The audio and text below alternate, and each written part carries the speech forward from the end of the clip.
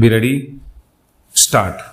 Mr. Deputy Speaker, sir, after a long debate, it is rather tiresome for most members to hear again a long speech.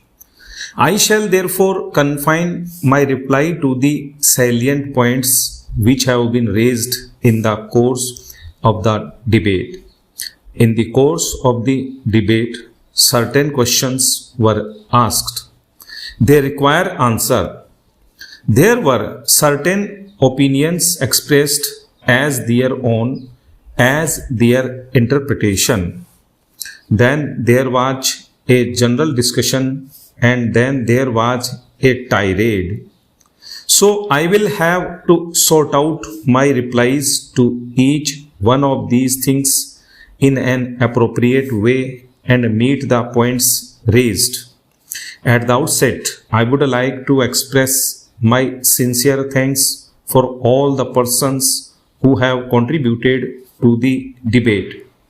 I am very happy that all members who participated in the debate had made a thorough study of the memorandum which the government submitted. The assessment made by the IMF staff and have very carefully analyzed and compared the one with the other, and I want to thank them for drawing my attention to certain things for which my reply is needed. Sir, broadly, I will deal with the points which require explanation. The honorable member raised the point as to how this money is going to be used, and this seems to be worrying a large number of members. This loan is not a budgetary support. This is only an assistance to meet the foreign exchange deficit of the government of India. This rupees 5,000 and odd crores will not be brought into budget at all. It cannot be spent on any of the things on which many members wanted it should be done. In fact, some people even thought that it should be distributed, being such a large amount.